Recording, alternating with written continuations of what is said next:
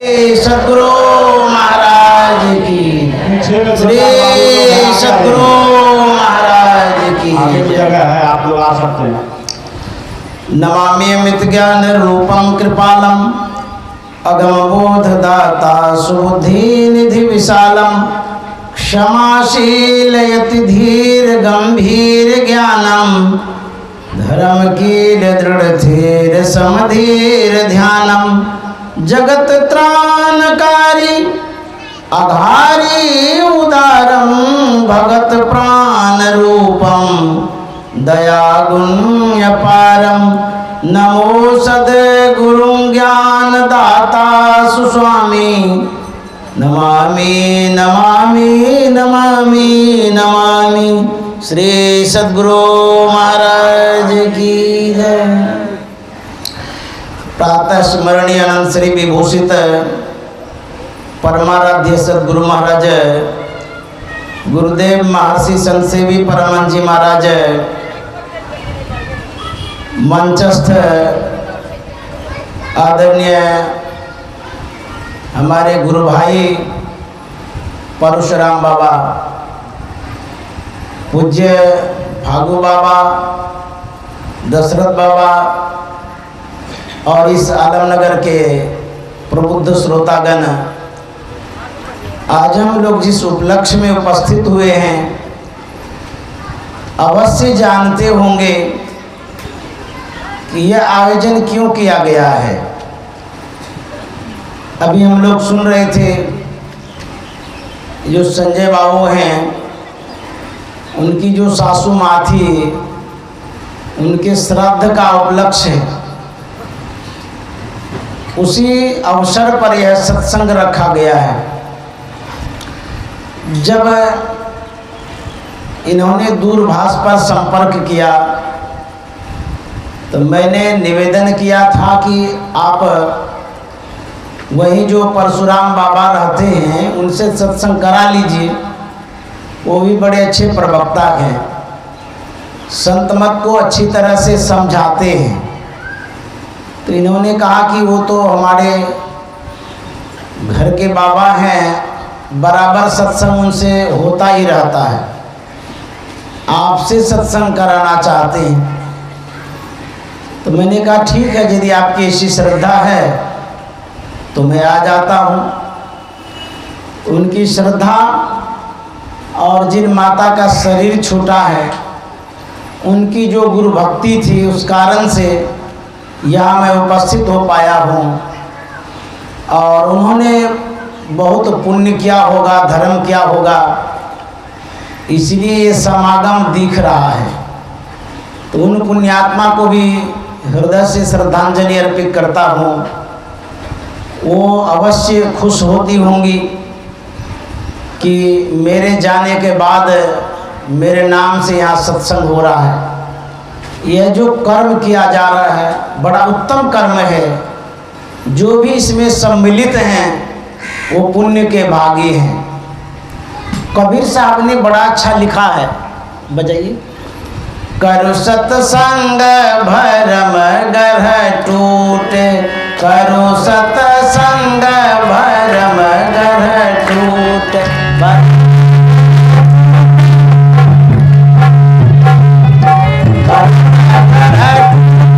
इसको बंद कर दीजिए। भरम गढ़ टूटे, भरम गढ़ टूटे, करो सत्संग। माइक को ठीक करिए।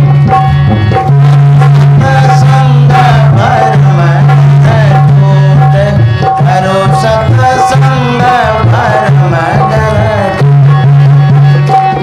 कबीर साहब कहते हैं कि सत्संग करिए तो भरमगढ़ टूटेगा। ये भरमगढ़ क्या है? गढ़ कहते हैं किला को, जिसके अंदर राजा महाराजा सुरक्षित रहा करते थे। ये जो भरमगढ़ है ये किस चीज़ की किला है? कबीर साहब कहता है यदि सत्संग करेंगे तो किला ध्वस्त हो जाएगा, टूट जाएगा। यही सबसे बड़ी किला है और सबके अंदर की किला है। ये अज्ञानता की किला है, अंधकार की किला है, अबोधता की किला है। हम सभी अंधकार में पड़े हुए हैं। आंख बंद करिए, अंधकार मालूम पड़ता है ना? यही अंधकार अज्ञानता है। इसी अंधकार में रहने के कारण हम लोग दुख भोगते हैं, आवागमन में चले जाते हैं, बहुत कष्ट होता है, नरक में चले जाते हैं। इसी अज्ञानता की खाई को तोड़ने के लिए, भरने के लिए, ढकने के लिए उपाय बतलाते हैं। क्या उपाय है? पुनः इस पद को दोहराता हूँ। कबीर साहब कहते हैं, करो सतसंग भरम गरह टूटे, करो सतसंग भरम गरह टूटे, भरम गरह टूटे, भरम गरह टूटे, भरम गरह टूटे, भरम गरह टूटे, करो सतसंग भरम गरह टूटे, करो सतसंग भरम। जिनके हाथ में ताली बजाने की क्षमता हो वो बजा सकते हैं, क्योंकि जब ताली बजाते हैं तो एक्यूप्रेशर होता है, ब्लड सर्कुलेशन होता है, खून संचालित होता है। जब तक आप ताली बजाएंगे तब तक में आपके शरीर में बहुत रिलैक्स महसूस होगा, बहुत अच्छा सुकून महसूस करेंगे, क्योंकि हार्ट अच्छा से पंप करने लगेगा। जो नस नाड़ियाँ जाम हो गई वो संचालित हो जाएगा, चालू हो जाएगा। तो जब मैं गाता हूँ तो ताली जरूर बजाइए। वो ढोलक बजाते हैं, ये हारमोनियम बजाते हैं, हम मुंह से बोलते हैं, आप ताली से बजाइए। करो सतसंग भरम गरह टूटे, करो सतसंग भरम गरह टूटे, भरम गरह टूटे, भरम गरह टूटे, भरम गरह टूटे, भरम गरह टूटे, करो सतसंग भरम गरह टूटे, करो सतसंग भरम गरह टूटे, करो सतसंग। एक राजा था, पौराणिक कथा है, प्राचीन काल की कथा है, जिनका नाम था गोपीचंद।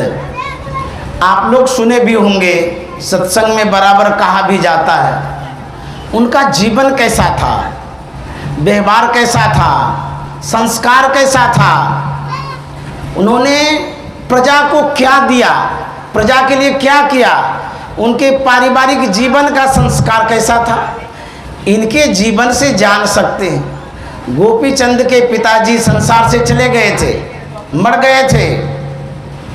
गोपीचंद राजा बन गया था, उनकी माँ जीवित थी। एक दिन गोपीचंद छत के किनारे स्नान कर रहा था, खुले बदन नहा रहा था। उनकी माँ संजोग से छत पर घूम रही थी।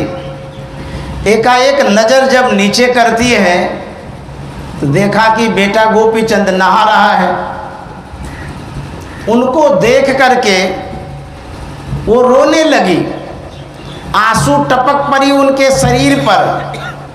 खुले बदन स्नान कर रहे थे, ठंडे जल से स्नान कर रहे थे, गर्म जल जो पड़ा अकचका गया। ऊपर देखने लगा तो देखते कि माँ रो रही है। उसी अवस्था में दौड़ते हुए माँ के पास गया, पूछता है कि माँ तुम रो क्यों रही हो, क्या दिक्कत हो गया तुमको, मेरे रहते क्या अभाव हो गया जो तुम रोने लगी, क्या तुमको चाहिए, क्यों रो रही हो। ऐसा पुत्र सबको हो। आजकल के पुत्र ऐसे होते हैं कि माँ को दुख देता है, कष्ट देता है, माँ के उपकार को नहीं समझ पाता है, न मानता है। माँ ने 9 महीने तक पेट में रखा, कितना हिफाजत रखा, सोने में वो सावधानी रखती थी कि मेरा पेट में जो बच्चा है चप न जाए।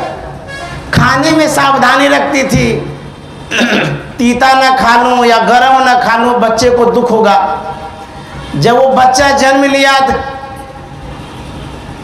कोमल सा बच्चा कितना परहेज से वो पालती है, उसके उपकार को पुत्र सब भूल जाता है। माँ के उपकार को कभी नहीं भूलना चाहिए। तो गोपीचंद कहता है, माँ तुमको क्या कष्ट हो गया, क्या दिक्कत हो गया, तुम रोने लगी। मैं मानता हूँ कि मेरे पिताजी नहीं हैं, लेकिन तुम्हारा पुत्र तो है, वो भी राजा है, कोई चीज़ की कमी नहीं है, तुम रो क्यों रही हो, रोने का कारण बतलाओ। उनकी माँ क्या कहती है कि बेटा मैं तुम्हारी सुंदरता पर रो रही हूँ। गोपीचंद कहता है कि माँ यदि सुंदर ही हूँ तो तुम्हारा सुपुत्र हूँ, तुमको तो प्रसन्न होना चाहिए, इसमें रोने की क्या बात है। बोले हाँ बेटा तुम ठीक ही कहते हो, मैं रो इसलिए रही हूँ कि तुमसे भी विशेष सुंदर तुम्हारा पिता था, वो आज संसार में नहीं है। उतना सुंदर शरीर उसका मिट्टी में मिल गया, चले गए वो संसार से। तुम्हारा जो इतना सुंदर शरीर है, क्या परमात्मा ने मिट्टी में मिलाने के लिए दिया है? इसको योगी गवाने के लिए दिया है? मुझे अफसोस हो रहा है, परमात्मा ने कृपा करके कब हुक करी करुणा नर देही, देत ईस बिनु हेतु सनेही।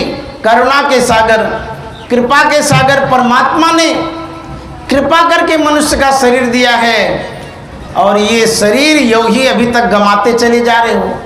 अवस्थाएं कितनी हो गई, कब मरोगे पता नहीं। इतना सुंदर शरीर, अब फिर भी तुम सुंदर काम नहीं कर पा रहे हो, इसी से मुझे रोना आ रहा है। गोपीचंद ने कहा कि माँ सुंदर शरीर है, इस सुंदर शरीर से सुंदर कौन सा काम होता है, कौन काम करें। उनकी माँ ने कहा था कि सुंदर शरीर को सुंदर कामों में लगाओ। कामों में लगाने के लिए तुमको सदगुरु के पास जाना होगा, सद शिक्षा लेनी होगी, उनकी सेवा करनी होगी, सतत साधना करोगे, तब ये सुंदर शरीर सार्थक हो जाएगा। गुरु महाराज ने बड़ा अच्छा लिखा है।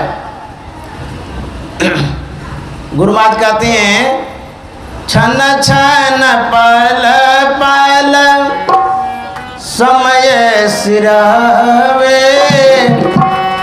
नर तन दूर लब फिर नहीं पावे। छन छन पल पल समय सिरावे, नर तन दूर लब फिर नहीं पावे। छन छन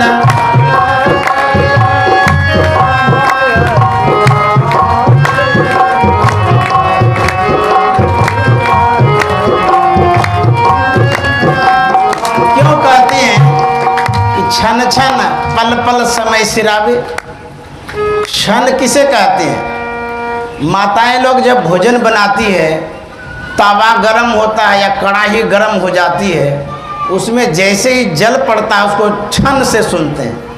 तो क्षण माने अल्पकालिक समय, थोड़े समयों को क्षण कहते हैं। तो गुरु महाराज कहते हैं ये जो समय है बीतते जा रहा है, समाप्त होते जा रहा है, क्षण क्षण थोड़े थोड़े देर में।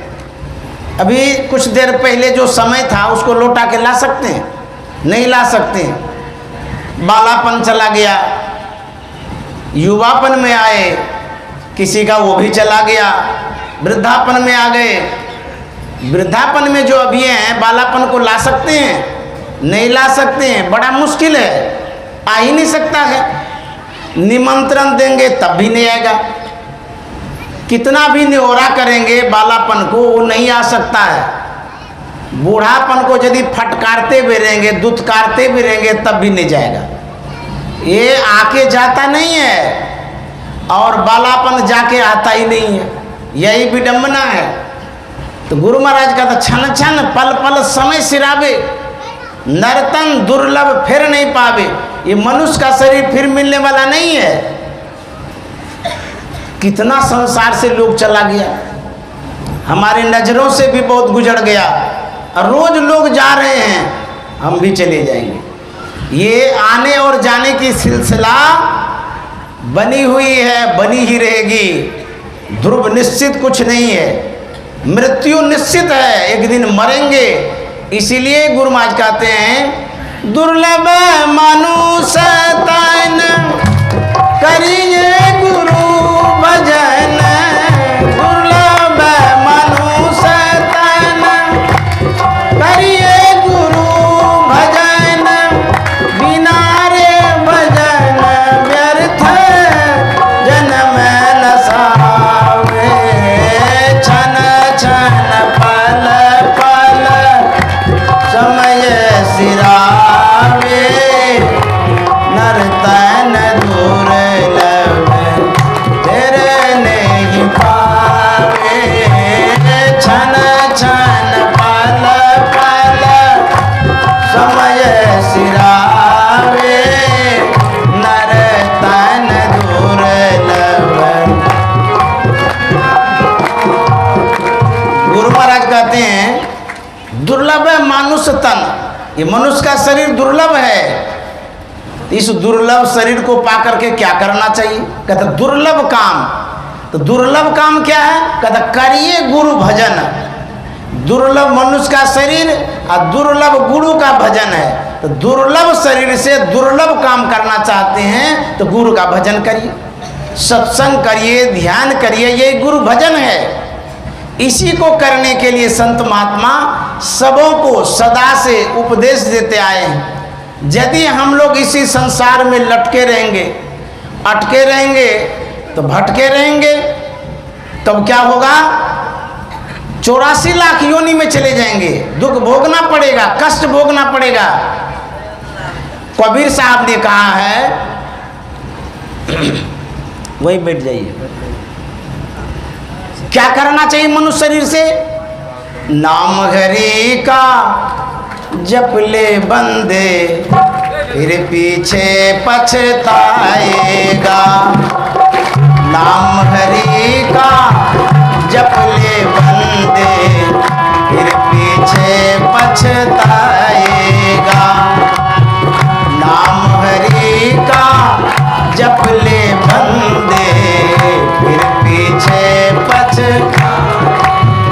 तू कहता है मेरी काया, काया का गुमान क्या, तू कहता है मेरी काया, काया का गुमान क्या, चांद सा सुंदर ये तन तेरा मिट्टी में मिल जाएगा, चांद सा सुंदर ये तन तेरा मिट्टी में मिल जाएगा, नाम हरि का जप ले बंदे फिर पीछे पछताएगा,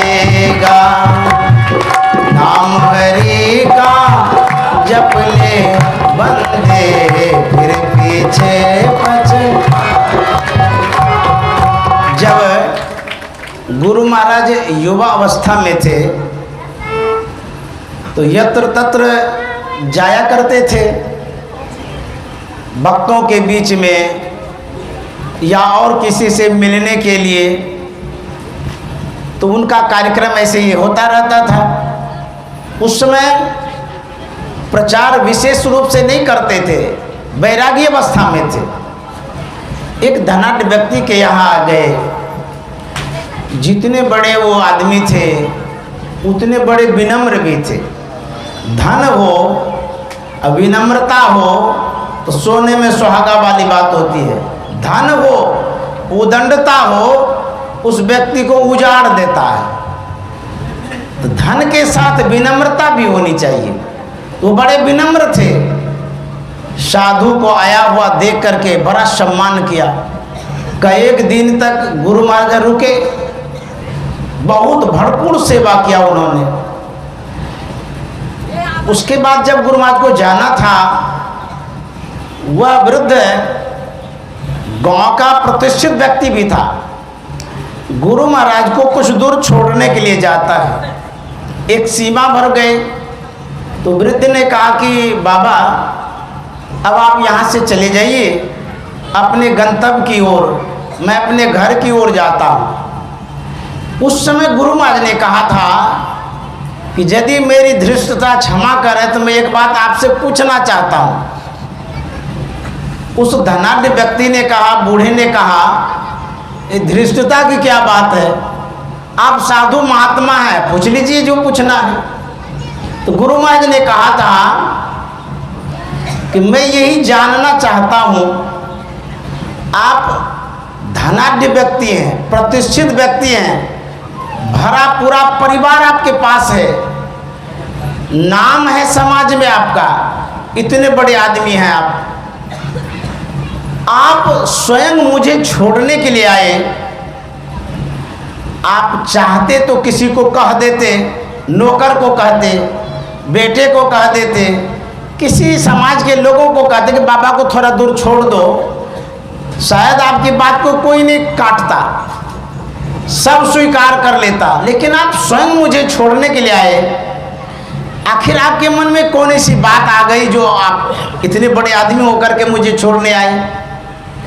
उस वृद्ध व्यक्ति ने क्या कहा था, बाबा मेरी ऐसी अवस्था हो गई है जैसे पका हुआ आम हो, कब टपक जाएंगे कोई ठिकाना नहीं है।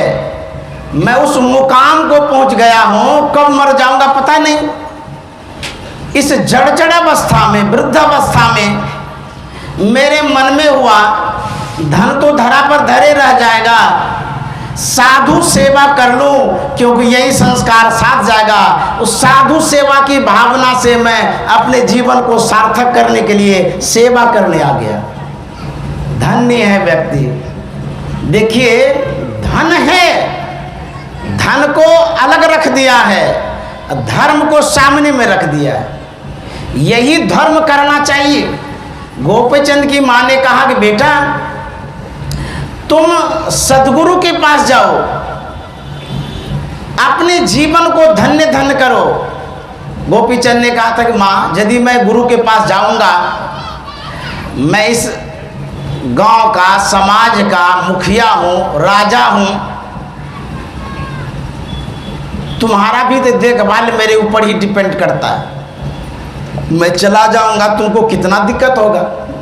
उसकी माँ ने कहा कि बेटा मेरी चिंता मत करो, ये आवागमन लगा ही रहता, आज मैं हूँ कल नहीं रहूँगी, लेकिन तुम यदि भगवत भजन कर लोगे, अपने जीवन को सार्थक कर लोगे, मैं भले नमक रोटी खा के जिंदा रह जाऊंगी, मैं अपने कोख को धन्य समझूंगी। इसलिए यदि तुम भगवत भजन करोगे, जितनी खुशी हमको उसमें होगी उतनी खुशी तुम हलवा पूरी खिलाओगे तो नहीं होगी। बोले जो आज्ञा हो। आज्ञाकारी पुत्र था, वो निकल पड़ा, चला गया गुरु गोरखनाथ जी महाराज के पास। जाकर के प्रार्थना करता है, निवेदन करता है, आग्रह करता है कि गुरुदेव शरण दे दीजिए, मैं आपकी सेवा में रहना चाहता हूँ और सदा के लिए रहना चाहता हूँ। गुरु गोरखनाथ जी महाराज ने देखा ये तो राजा है, राजा तो विलासिता में जीवन बिताता है, इसको कहाँ से वैराग्य हो गया। परीक्षा लेनी चाहिए, सही में वैराग्य है कि नहीं है। तो गोपीचंद को गुरु गोरखनाथ जी महाराज ने कहा था, गोपीचंद मैं तुम्हें शरण में तब रखूँगा जब तुम्हारी माँ भिक्षा दे देगी। भिक्षा देना अर्थात आज्ञा देना। बोले जो गुरुदेव आज्ञा हो मैं जाता हूँ। तुरंत लौट गए, माँ के पास पहुँचा। माँ ने देखा कि अभी तो गया था गुरु के पास वैरागी जीवन बिताने के लिए, अब तुरंत रागी बन करके घर आ गया। ये कौन सी विचित्र बात हो गई। डांटते हुए कहती है आसक्ति नहीं गई घर की, ये धन संपत्ति तुम्हारे मन में घर कर गया है। गया था गुरु भजन करने के लिए, घर चलाया। गोपीचंद ने कहा माँ ऐसी बात नहीं है। बोले तब तुम क्यों आया अभी, तुमको तो मैंने कहा था जाओ भगवत भजन करो, तुरंत घर आ गया। गोपीचंद ने कहा कि माँ गुरुदेव ने कहा है कि जाओ माँ से भिक्षा ले आओ, तब तुमको हम शरण में रखेंगे, तो तुम भिक्षा दे दो, मैं अभी चला जाता हूँ। तो उनकी माँ सोचती है इनको क्या भिक्षा दूँ, हीरा मोती सोना चांदी सबसे ये अवगत है, क्योंकि राजा था ना। इनको ये भिक्षा दे करके क्या करें, भौतिक संसाधन है। वो सोचती है कि ऐसा भिक्षा दूं जो इनके जीवन में विशेष काम आवे। उनकी माँ ने कहा कि बेटा, मैं भिक्षा के बदले कुछ शिक्षा देती हूँ, वही तुम्हारे लिए भिक्षा हो जाएगी, उसी को लेके जाना। तो बोले दो। उनकी माँ क्या शिक्षा देती है, सब माँ को ऐसा कहना चाहिए, करना भी चाहिए, लेकिन सबका माँ एक जैसा तो है नहीं। उनकी माँ वैसी थी। उन्होंने कहा कि गोपीचंद, स्वादिष्ट भोजन करना, मुलायम सैया पर सोना, मजबूत के लिए गढ़ के अंदर रहना, इतना जो सुना तमक से बोला कि माँ क्या भिक्षा देती हो तुम, यही शिक्षा है। एक तरफ तुम कहती हो बेड़ागी जीवन बिताओ, गुरु के पास जाओ, और दूसरी तरफ तुम स्वादिष्ट भोजन करने के लिए कहती हो। अरे गुरु के पास रहूँगा, वहाँ तो भिक्षावृत्ति से जीवन यापन करूँगा, कभी रूखी सूखी रोटी मिलेगी, कभी वो भी नहीं मिलेगी, स्वादिष्ट भोजन हम कहाँ से खोजेंगे। जब राजभवन में रहता था, एक से एक रसोईया विविध व्यंजन बना करके देता था, तो मैं स्वादिष्ट भोजन करता था।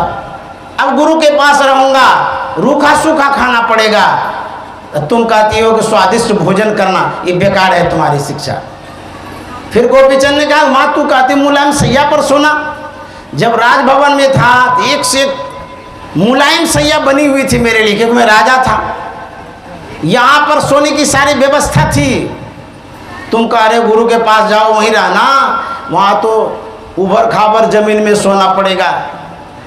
वहाँ पर हो सकता है बेडशीट मिले ना मिले, चादर मिले ना मिले, ऐसे ही वही जमीन में सोना पड़ेगा।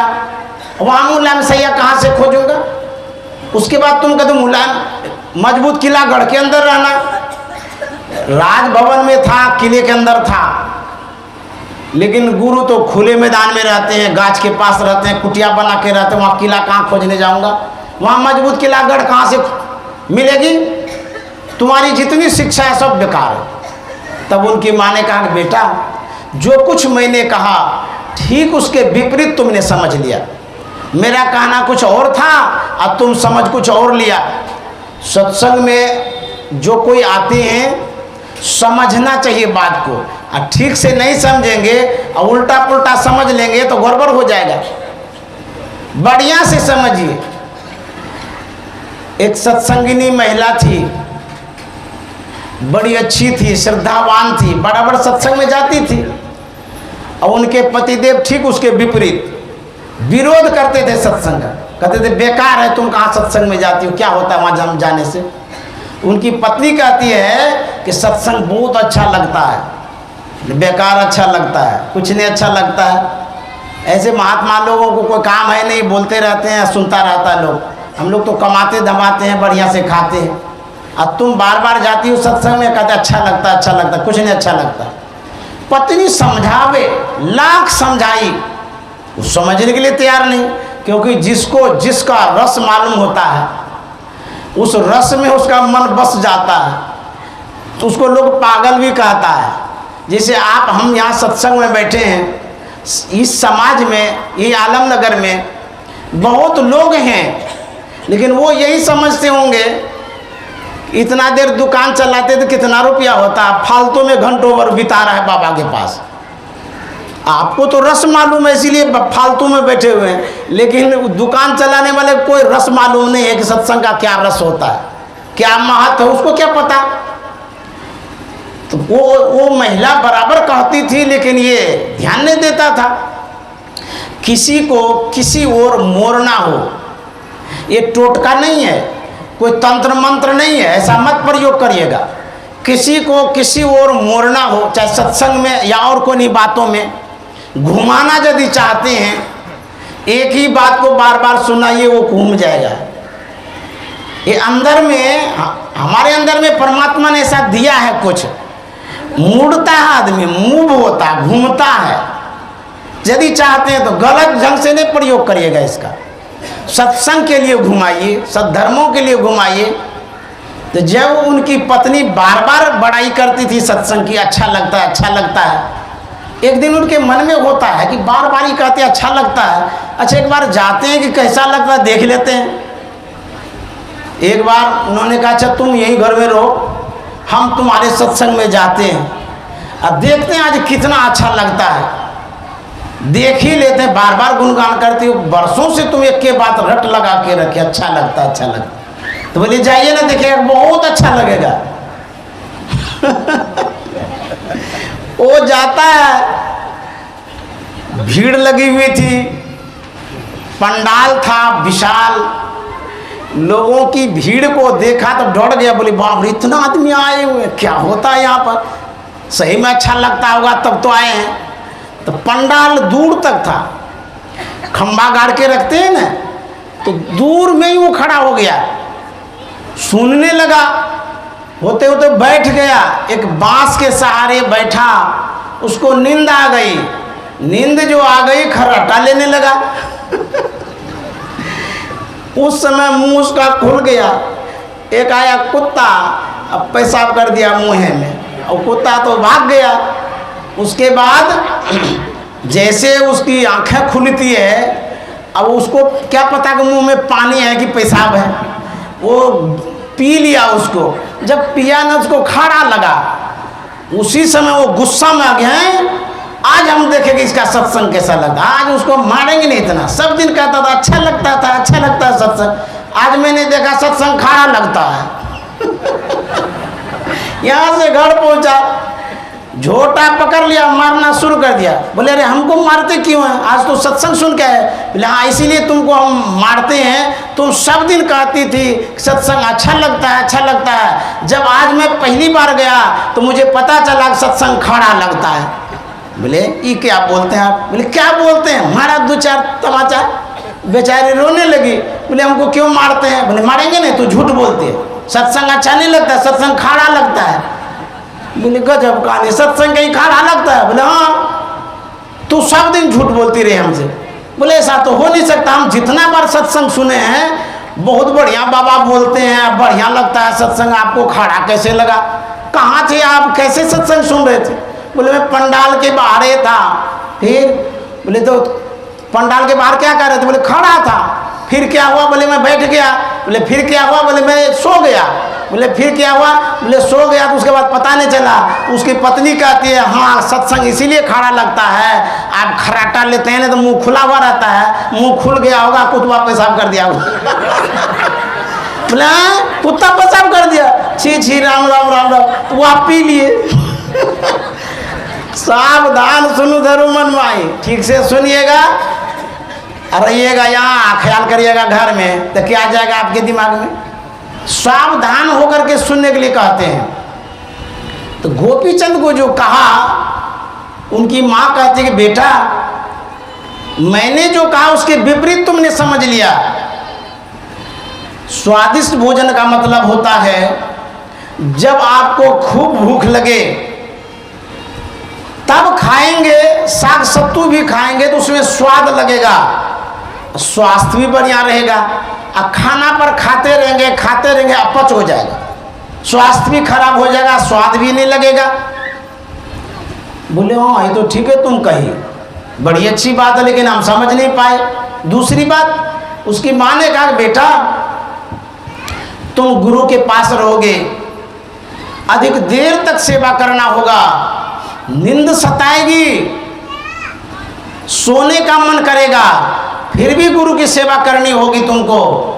तो बेटा जब खूब नींद सताने लगे तब सोना, जब उस गहरी नींद में जाओगे तो तुमको मुलायम सैया का पता नहीं चलेगा, क्योंकि जो गहरी नींद में सोता है, सड़क पर सोए कि गिट्टी पर सोए, उसको मुलायम सैया कठोर सैया का पता नहीं लगता। तो जब खूब नींद लगे तब सोना, तब राजभवन की मुलायम सैया तुम्हें याद नहीं आएगी, उसी गहरी नींद में तुमको आराम लगेगा। बोले ये भी तो ठीक ही तुम कह रही हो, नहीं तो दिन भर घुलटते रहेंगे पलंग पर, घुलटते रहेंगे, रात में कहेंगे नींदें नहीं आती है। नींद आती है जब आप 8 बजे 9 बजे भोजन करके सोते हैं, नींद आती है, लेकिन आप टीवी खोल करके देखते हैं, आंख फाड़ फाड़ करके देखते हैं, आंख मिटमिटाने लगती है, तब भी आंख में पानी डाल करके टीवी देखते हैं। वो निंदिया रानी बेचारी आती है सुलाने के लिए और आप उसका सम्मान नहीं करते हैं और आंख फाड़ फाड़ करके टीवी देखने में लगे रहते हैं। और वो जब गुस्सा जाती है ना, बोलता अच्छा ठीक है अभी तो मैं जा रही हूँ, और जब नहीं आऊँगी ना तब टैबलेट लेकर के खा करके सोना। टैबलेट भी फेल हो जाता है कभी कभी, तब सुई लेता है और सुई भी फेल हो जाती है, तब पागल हो जाता है बिना नींद का। इसीलिए साधु महात्मा कहते हैं समय पर सो और समय पर उठो। आजकल का जमाना कैसा हो गया है, 12 बजे रात तक काम करेगा, डिजिटल इंडिया है ना, काम करते रहेगा, विशेष होशियार बना रहता है ना, और उसके बाद 10 बजे तक सोए रहेगा। गुरु महाराज ने कहा है अपने जीवन का अनुभव, क्या कहा है? उन्होंने कहा है कि जब से मुझे होश आया है, जब से मुझे होश आया है तब से मैंने बिस्तर पर सूर्य उदय होते नहीं देखा है। गुरु महाराज का अनुभव बात उन्होंने कहा जीवन चरित्र। तो सूर्य उदय जब हो गया तब उठते हैं तो आप बीमार हो जाते हैं, इसलिए सवेरे उठने के लिए कहा जाता है। तो गोपी चंद की माँ ने कहा कि बेटा गहरी नींद आवे तब सोना, दिन भर सोते मत रहना। बोले ये भी बात तुम ठीक कहती हो। उसके बाद उनकी माँ ने कहा कि बेटा दुनिया की जितनी किला है सभी किलाओं को ध्वस्त किया जा सकता है, तोड़ा जा सकता है, नष्ट किया जा सकता है, लेकिन एक किला है जिसको तोड़ा नहीं जा सकता है, वो सत्संग की किला है। ये सत्संग की किला है, अभेद्य किला है, इसको भेदा नहीं जा सकता है। कहेंगे यहाँ तो कोई दीवार वार दिखती ही नहीं है, ये कौन सी किला है? आवरण जो होता है, हम इस आँख से जितना आवरण देखते हैं उसे भी विशेष कोई आवरण होता है। कपड़े का आवरण होता है, लोहे का आवरण होता है, स्वर्ण पटवा का आवरण होता है, पर्दा का आवरण होता है, मिट्टी का आवरण होता है, पानी का आवरण होता है, अंधकार का आवरण होता है, प्रकाश का आवरण होता है, शब्द का आवरण होता है। ये तो आवरण ही आवरण है। ये जो शब्द का आवरण है ये एक दीवार है। पहले आप सुने होंगे शब्द वेदी बांध भी छोड़ा जाता था और शब्द से घेरा भी जाता है। कहीं वो झाबुनी को देखे होंगे, वो शब्द से घेरता है। जानते हैं ये शब्द जो है ये अभेद्य किला है, इसको बाण से नहीं तोड़ सकते हैं, हथौड़ा से नहीं तोड़ सकते हैं। तो गुरु महाराज ने सत्संग गढ़ दिया हम लोगों को, इसी के भीतर छिपे रहिए। तब बाहर का जो दुख है, कष्ट है, वो नहीं होगा। तो गोपी चंद के माँ ने कहा ये सत्संग गढ़ में रहना, अर्थात गुरु के पास रहना, बराबर सत्संग करते रहना, यही उनका संदेश उपदेश था गोपी चंद के लिए। इसीलिए कबीर साहब ने कहा है करु सत्संग भरम गर टूटे, करु सत्संग भरम गर, भरम गर टूटे, भरम गर टूटे, भरम गर टूटे, भरम गर टूटे, करु सत्संग भरम गर टूटे, करु सत्संग भरम गर, बिनु सत्संग किए दुख पावे, बिनु सत्संग किए दुख पावे, पकड़ी पकड़ी जम लूटे भरम गर, पकड़ी पकड़ी जम लूटे भरम गर टूटे, करु सत्संग भरम गर टूटे, करु कबीर साहब कहते हैं बिनु सत्संग किए दुख पावे। जो सत्संग नहीं करता है वो बहुत दुख पाता है, इस जन्म में भी दुख भोगता है, मरने के बाद भी बहुत दुख भोगना पड़ता है। यदि जीवन पर्यंत सत्संग करेंगे तो गुरु महाराज ने कहा है अंतिम घड़ी में यदि गुरु महाराज को याद करेंगे तो श्रीमान के यहाँ जन्म होगा, आवागमन से छूट जाएंगे, मनुष्य का शरीर मिलेगा। ये सत्संग का परम फल है। तो मनुष्य का शरीर मिला है सत्संग करने के लिए। यदि सत्संग करते रहेंगे तो बेनिफिट क्या होगा, लाभ क्या मिलेगा? कबीर साहब कहते हैं दुख दरिद्र निकट नहीं आवे, दुख दरिद्र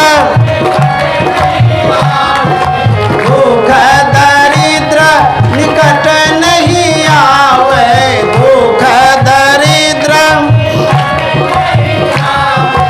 काल जाल भ्रम छूटे भरम ग्रह टूटे, काल जाल भ्रम छूटे भरम ग्रह टूटे, करो सतसंग भरम ग्रह भरम ग्रह टूटे, भरम ग्रह टूटे, भरम ग्रह टूटे, भरम ग्रह टूटे, करो सत भरम ग्रह टूटे, करो सतसंग भरम ग्रह।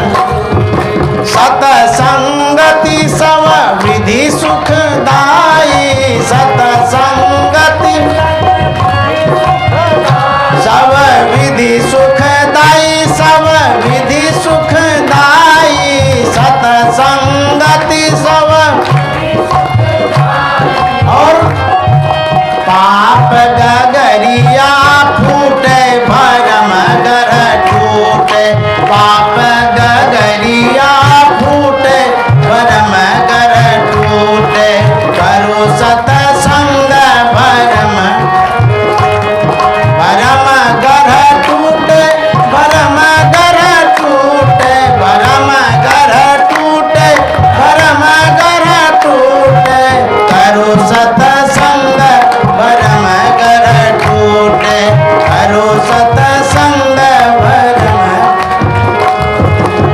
एक कंजूस सेठ था।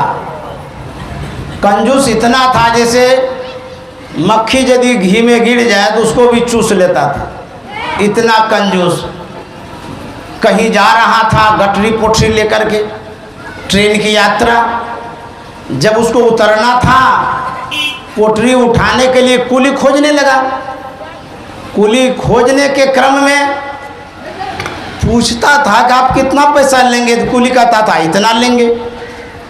कंजूस सेठ कहता नहीं नहीं इतना रुपया तो हम देंगे ही नहीं, कितना मेहनत से तो कमाए हैं। बहुत आदमी कमाता जरूर है लेकिन पैसे को जमा करके रखता है, भोग नहीं पाता है। उसको लगता है कि पैसा है, पैसा है, दिन में पैसा, सोने में पैसा, जगने में पैसा, पैसा ही पैसा। पलंग के नीचे पैसा एकदम बिछा देता है, उसी पर घोलटता रहता है, करोड़ों करोड़ बिछा के उसको सुकून आता है पैसा पर घोलटने का। लेकिन जब दूसरा वेदना सताती है उस याद में, जब सांसें निकलने लगती है ना, तब कहता अरे राम हम बेड के नीचे कितना पैसा रखे हैं, किसी को तो बताए भी नहीं है, अब क्या होगा। उठा के जेब में भी नहीं रख सकते, लोग सब देख लेगा, और रख भी लेगा तो कहाँ ले जाएगा। जब मरेगा तो सब तो जल जाएगा। लेकिन जानते हैं बेटा परिवार वाला बड़ा चालाक होता है, पहले तकिया के नीचे ढूंढेगा कि देखें इसके नीचे कुछ है क्या। तो बहुत आदमी तकिया के नीचे भी रखता है, मैं भी रखता हूँ, आप लोग मत ढूंढिएगा। हम ढूंढ लेंगे। बहुत कम रखते हैं, 150 रखते हैं, उससे क्या होगा, ज़्यादा क्यों रखेंगे, बैंक में रख देते हैं। तो बहुत लोग तकिया के नीचे ढूंढेगा। और जानते हैं बहुत आदमी बेड के नीचे बिछा देता है रुपया, उसी पर सोता है, जब मरने लगता है तब सताता है, अरे इतना रुपया छोड़ करके जाएंगे। इसीलिए जो आपके पास है उसका उपयोग कर लीजिए, उपभोग कर लीजिए, खूब खा लीजिए, नहीं तो इतना दुख होगा शरीर छोड़ने के समय, कहेंगे हम खून पसीना करके जमा किए, भोग ही नहीं पाए। बहुत आदमी भोगने का प्रयास करता है किस अवस्था में? जब बीमार हो जाता है, जब लीवर खराब हो जाता है, किडनी खराब हो जाती है, पाचन क्रिया खराब हो जाती है, तो भोगना चाहता है। डॉक्टर कहता है देखिए आपके पास भले पैसा है, ड्राई फ्रूट नहीं खा सकते, बादाम नहीं खा सकते। बोले तब? बोले सतुआ खाइए। बोले राम राम राम, इतना रुपया जो है, बोले इतना रुपया पहले का भोगे। बोले अच्छा अब नहीं खा सकते? बोले नहीं, ड्राई फ्रूट खाएगा तो पचबे नहीं करेगा, पाचन क्रिया आपका खराब हो गया, पूरा सिस्टम खराब हो गया पेट का। वो पछताता है कि अलमीरा में ड्राई फ्रूट रखे हैं, काजू है, किशमिश है, बेदाना है, कौन खाएगा? रोता रहता है, यदि खाएगा तो बीमारी और बढ़ जाएगी। तो कमाते हैं तो समय पर खा लीजिए, और नहीं तो फिर टका देखते रहिएगा, टका देख देख करके रोइएगा, टके को खाइएगा क्या? रुपया तो नहीं खा सकते हैं, और रुपया से भी नहीं खा सकते। इसीलिए कहते हैं कि पैसे का सदुपयोग कर लिए, खूब खाइए, आराम से रहिए, बढ़िया से पहनिए। एक आदमी कंजूस ऐसा होता है, दाल लाता है खरीद करके, 10 परिवार है उसमें ढेर पानी डाल देता है, नमक हल्दी दे देता है। किस लिए बचाता है? खेत ले लेंगे, बुझिए, खेत लेने के लिए दाल पानी खाता है, मर जाएगा तो खेत साथ में जाएगा। कंजूस सेठ दे नहीं रहा था पैसा, तो बोले कि हमको जो है ना सस्ता वाला चाहिए कूली। बोले सस्ता कूली है यहाँ पर? बोले क्या नाम है, कहाँ है? बोले उसका नाम है कम खुराकी। बोले कहाँ है? बोले वो चाय पानी दुकान में है। तो पूछते हुए कम खुराकी कहाँ है, कम खुराकी कहाँ है? आवाज़ गई वहाँ तक, बोला हम ही कम खुराके हैं। क्या बात है? बोले हमारे पास गटरी पोटरी है, ढो दीजिएगा। कितना लीजिएगा? बोले कि जितना दीजिएगा उतना ही लेंगे। बोले बाप रे, ऐसा कुली तो हम ढूंढ रहे थे, मिल नहीं रहा था, चलिए चलिए चलिए। वो गया, गट्टी पोटी बोला उठाइए। बोले मेरा एक शर्त है। बोले अब क्या शर्त है? अब तो बोले जितना देंगे उतने ले लेंगे। बोले शर्त यही है कि जिस समय मोटरी माथे पर उठाएंगे उस समय से लेकर के जहाँ तक रखने जाएंगे वहाँ तक मैं कुछ सुनाऊंगा, आपको सुनना पड़ेगा। बोले पैसा तो नहीं लगेगा? बोले नहीं नहीं नहीं लगेगा। तो बोले सुन लेंगे। तो पोटरी उठाया कम खुराकी और सत्संग की वार्ता सुनाना प्रारंभ किया। सुनाते सुनाते सुनाते वहाँ तक गया जहाँ तक जाना था। उसके बाद जो पैसा दिया लिया, अपना अपना घर चला गया। कुछ दिन के बाद मृत्यु होती है। मृत्यु होने के बाद जमराज आता है। जमराज हिसाब किताब लेता है ना, कैसा कर्म किए नहीं किए, क्या किए। तो जमराज कंजूस सेठ का खाता बही चेक करता है, देखता है किसी पन्ने में धर्म है ये नहीं है, कभी पुण्य नहीं किया न दान किया। तो कहता है कि कंजूस सेठ तुमने तो कभी धर्म किया नहीं है, तुमको तो नरक ही जाना पड़ेगा। बोले कि धर्मराज साहब थोड़ा सब पन्ना उल्टा के देखिए ना, कहीं तो कुछ होगा। उल्टाते उल्टाते उल्टाते लास्ट में एक दिन देखता है कि सत्संग किया है। बोले कि अरे कंजूस तुमने सत्संग किया एक दिन, जाओ तुमको एक दिन का स्वर्ग मिलता है। नरक जाओगे पहले कि स्वर्ग जाओगे? कंजूस से सोचता है कि नरक तो जाना ही जाना सब दिन है, एक दिन का स्वर्ग तो देखने कैसा होता है। बोले हमको पहले स्वर्ग दे दीजिए एक दिन का, और उसके बाद नरक चले जाएंगे। बोले ठीक है जाओ। तो जैसे वो स्वर्ग पहुंचा तो वहाँ देखा पहले से वो कम खुराकी बैठा हुआ है। बोले अरे कम खुराकी तुम यहाँ? तो कम खुराकी का था कंजूस सेठ तुम यहाँ कैसे आ गए? बोले कि तुम्हारे प्रताप से मैं आ गया। क्या हुआ? बोले कि हम तो कभी दान पुण्य किए नहीं, तुमने जो एक दिन सत्संग सुना दिया ना उसका ऐसा प्रभाव हुआ, हमको एक दिन का स्वर्ग मिल गया और उसके बाद तो नरक ही नरक है। एक के दिन के लिए हम आए हैं। तो कम खुराकी ने कहा कंजूस सेठ तुम मेरे पास आ गए हो, मैं ऐसा सत्संग सुनाऊंगा, ऐसा सत्संग सुनाऊंगा कि जितना नरक का पाठ है सब बंद कर दूंगा, अब तुम सब दिन स्वर्ग में रहोगे। करो सत्संग भरम गर टूटे, करो सत्संग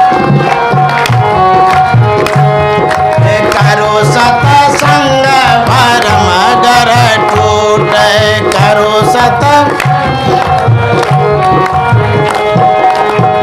कोई कोई हंसा विवेकी जियरा, कोई कोई हंसा